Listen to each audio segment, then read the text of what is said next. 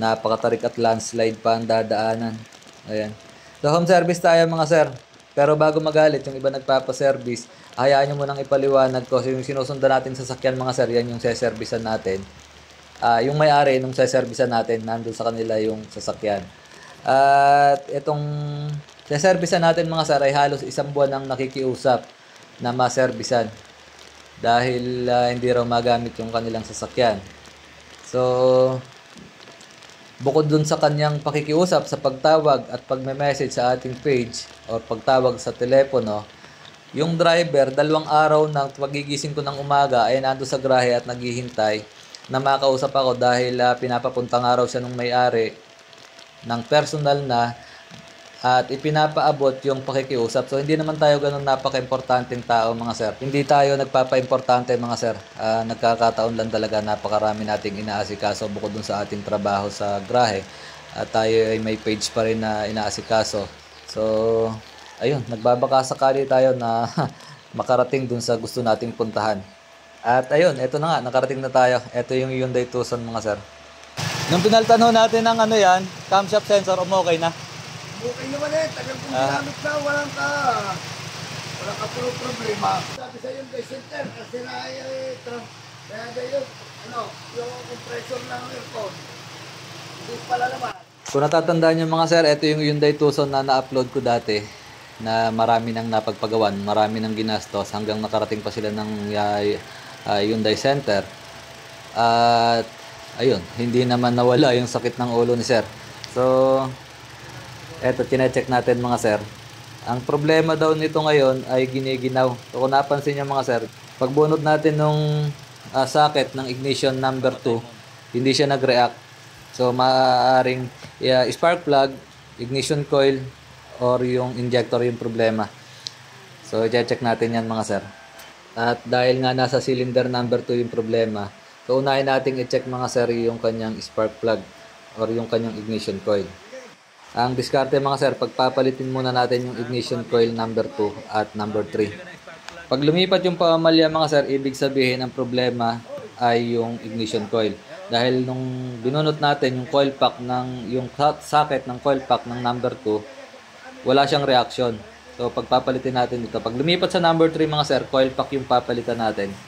So ayan, tinatanggalan natin yung tornilyo. So para dun sa mga may sasakyan na gas engine mga sir, at ganito naka-coil pack din. Ganito lang yung diskarte mga sir. Sundan nyo lang yung video. Malaki yung mamemenos nyo. Lalo na kung tatawag pa kayo ng mekaniko home service. May babayaran pa kayong service charge. Bukod pa dun sa talent pin ng mekaniko. Kaya kung masusundan nyo yung ginagawa natin dito mga sir, malaki yung matitipid nyo. Napagpalit na natin ng ignition coil mga sir. So papa-startin natin ito. At susubukan natin bunutin yung ignition coil.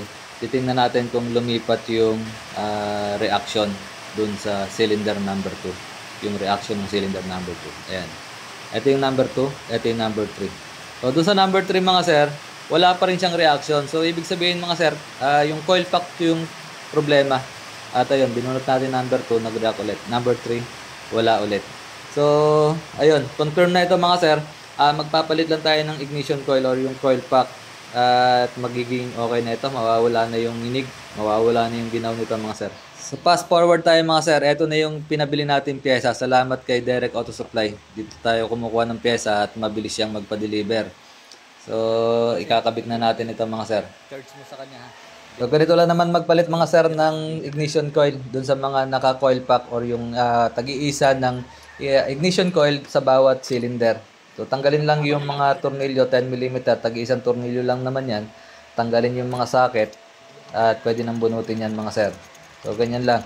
Hindi kayo maliligaw dyan. Hindi yan mahirap gawin. Tinanggal natin lahat dahil papalitan nga natin ang spark plug. Papalitan natin lahat para all goods na. Ganito naman magtanggal ng spark plug mga sir. Luluwagan nyo muna lahat yung spark plug. Tatanggalin nyo sa thread. Kapag tanggal na, sundutin nyo naman itong kanya ignition coil. Sasama yung spark plug dyan. Ayan. Malalalim yan mga sir. Ayun. Medyo mabilis lang pero sumasama yung spark plug doon sa ignition coil kapag hinila. Ayun. Ilalagay na natin yung mga bagong spark plug mga sir. So, i-fast forward na ulit natin mga sir para mabilis matapos yung trabaho. Sa paghihigpit ng spark plug mga sir, huwag nyo masyadong pupwersahin. Pakiramdaman nyo lang. Pag ramdam nyo na masikip na, okay na yan. Dahil kapag nasobrahan yan, is either ma-lost thread yung inyong cylinder head or maputol yung spark plug. So yun yung iiwasan nyo mga sir. Mas malaking gastos yun. Mararamdaman nyo naman yan kapag masikip na. Pag nahigpitan na yung mga spark plug mga sir, pwede na nating ibalik yung ignition coil. Ayun yung ignition coil sa number 2 mga sir. Yan yung bago. At ayan, ilalagay na natin yung mga tornilyo. Sa mga tornilyo naman mga sir, saktong higpit lang din dahil yung nut niyan sa likod ay nakatanim lang doon sa plastic. So pwedeng umikot yan, kaya wag niyo masyadong pupersahin. Ramdam nyo naman yan, saktong higpit lang. Pagkatapos higpitan yung mga tornilyo mga sir, ibabalik na natin isa-isa yung socket. Ayun. At pwede nang start.